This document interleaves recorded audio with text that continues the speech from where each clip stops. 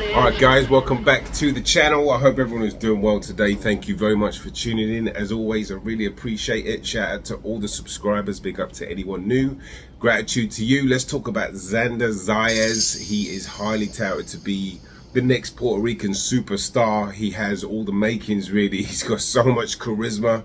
He's got a beautiful fighting style. You know, he does like to come and put a little bit of pressure on, but he can box, really. He's a beautiful body puncher. With the jab, doubled it up. Body shot, finish that combination, and it scores a knockdown. Oh, a well-placed body shot by Xander. Let's take a look out and see. He has got a really lovely jab. He's got a very good all-round game. He's been, I think he was in the Olympics, at least at the very least. I know Top Rank signed him at 16. Maybe not. I'll check on the Olympics, but I know he's been boxing a while. I know he's been a highly touted amateur. And you can tell, look, his fluidity is on display, and he's got a great coaching staff as well. And that Javiel Centeno he's a great coach and a teacher for him, because he's like reminds me of he's like a father figure to him. You know, they have a great relationship, and I really love watching the development of that, because you know, these young fighters, they need guiding, not just the training aspect, but you know, he's growing them up. You know, he's teaching them how to be a man, and he's also, you know, guiding them. There's a lot of snakes in boxing, you know what I mean, and like, you need someone but beside you to guide you through all the mess. And Javiel Centeno, he just reminds me of just like a really kind, wise old man. Not old like that, just in mind. Do you know what I mean? But he's got great pad work as well. And one thing, I'll bring up some clips as I'm talking. As always, I try to do my best to explain with footage what I'm talking about. But with pad work, a lot of trainers can get a bit complacent sometimes, when if you're just having your fighter bump up like that without any defensive responsibilities, as in, like, you know, making sure they roll, making sure they're blocking,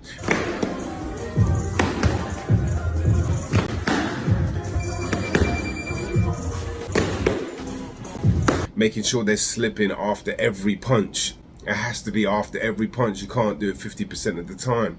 What that's doing is conditioning your fighter to move their head, to have something to do after you punch. It's one of the most underrated things, I think, in boxing, that is so easy to do, that Javiel Centeno does. He's also got Henry LeBron,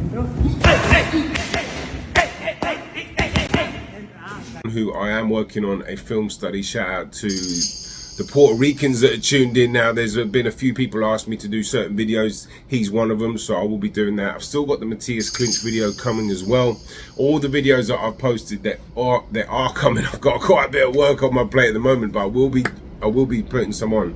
I've also got the Canelo fight review tomorrow. But I wanted to touch on Xander Zayas, because his next fight is against Patrick Teixeira. Hope I've got that right. Teixeira.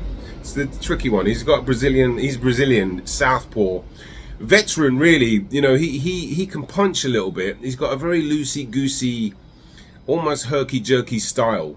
And you know, he actually you know, his claim to fame, I guess, he beat and really badly hurt Carlos Adames. Like you said, what can he do here? He can stand his ground, throw heavy shots, but it puts his eyes at risk. Behind the ear, just like that. Ooh, and then a left hook. You know, he had him over, I think it was the 7th. And you know, he's like a wily fighter. You know, you got to be careful. It's a good step up for Xander Zayas, and a good test, because these veteran fighters that can punch a little bit, they can lull you into a false sense of security, which I think he did with Adames, because he was moving around a lot and he was being very crafty. He was getting hit a lot. Adames could punch, but you know, with punchers and wily vets, you know, they're always waiting for that one opportunity, and Adames got very careless. Teixeira now healed over a little bit, landing really well. And you know, was just walking in, and you know, because he wasn't feeling that power, because you know, Teixeira was on the move all the time.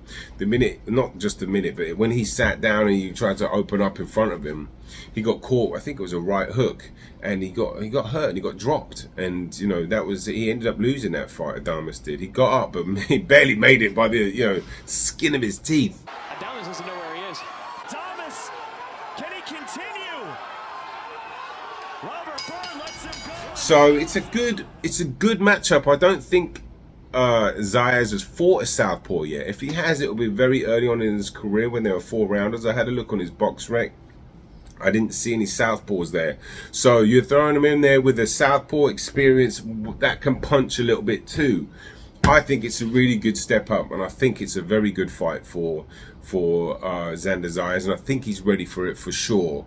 And, you know, we'll see. Hopefully he comes through with flying colours, but he's going to have to be smart. He's going to have to use his boxing ability, use his defense responsibility, and, you know, probably I'm picking him to beat Teixeira because of, you know, just his ability and, you know, his ascendancy, and but he's got to be smart, like I said, and you can't get lulled into this false sense of security when you're fighting a crafty puncher, because they're waiting for that moment. You know, obviously he's going to have a major youth on his side and all the other advantages, but what thing about Zayas now is he's becoming, you know, his man strength is kicking in a little bit, you know, and I love it because his back's getting a bit stronger, and he's what, I don't know how old he is, you know, mid-20s, 24, 25, something like that. So he's really building into his strength. As I said, he's a tremendous body puncher, and he's one of his better shots too is catch and shoot, or a block and shoot. Here comes Sanchez. Zayas lets it, and he... Look at the left hand high. Catch and shoot. He's very good at that. He's you know, really badly hurt guys off of that. He's just a very good fighter right now, and he is highly touted to be the next Puerto Rican superstar. And, you know, if you add the fighting and the winning and all that, and then his charisma will take him out. He's just a very kind young man. Do you know what I mean? His interviews are very endearing because he's got a good soul. Man, I'm amazing. You know, enjoying the fights a little bit. Getting ready to go with Manuel Tego. He has a great night today, and I know he's going to take advantage of that. Is that what brings you to San Antonio, Tego? Yes, 100%. You know, I have to support my teammate. I'll be in the corner for the first time as a coach, so I'm excited for that. But the one or two things that always stand out when you have a prospect or a contender is the intangibles. What's his chin like, because he hasn't been stepped up to where it's been really tested, and that's pretty normal. And what's his heart like, you know?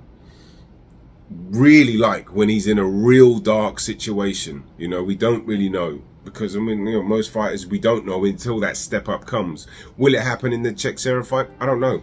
Maybe he might get caught with something that could change the fight a little bit.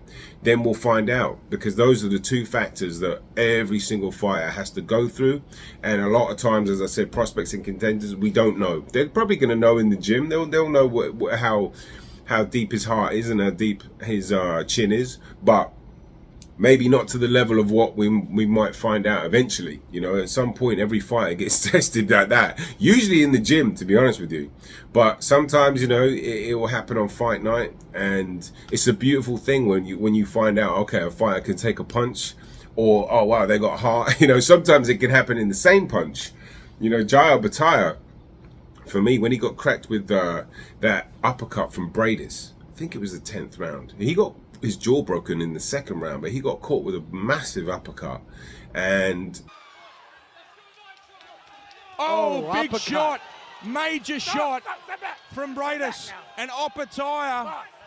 He was wrong. It was just a huge punch that would have probably put most people out or down and made them quit. And he stayed on his feet. He held a little bit, but he even tried to fight back later on in that round. And that was a check, heart, check, chin. One punch. So, you know, like I said, it's a good fight. I think it's a really good fight. Let me know your thoughts on this fight, guys. And this is, like I said, June 8th, Puerto Rican Day Parade weekend. I think it's a really good matchup, and I think, you know, Javiel Centeno is a great coach for him. They have a really good relationship. It's like a father and son. He's going to guide him. I wanted to ask you about, we'll start with Xander, because, you know, you've been with him since, for like... I think Xander was 11 when I started with him. Yeah. 11 and 12. 11. Yeah. Yeah. So, yeah, I've been with him for a while. It's like my son. Yeah, yeah. I think I know more about him than he does. teach him, train him, and I love it. So good news for Xander Zayas. I'll be looking forward to this fight. Well, it's probably at the theater, isn't it? Yeah, June 8th. All right, we'll see. We'll see what's going on for that. But let me know your thoughts, guys. I've got the Canelo Munguia breakdown tomorrow, and I've got a ton of other videos coming in the next few weeks. So thank you for watching. As always, I really appreciate it. Shout out to all the new subscribers as well. Peace and love. I'm out.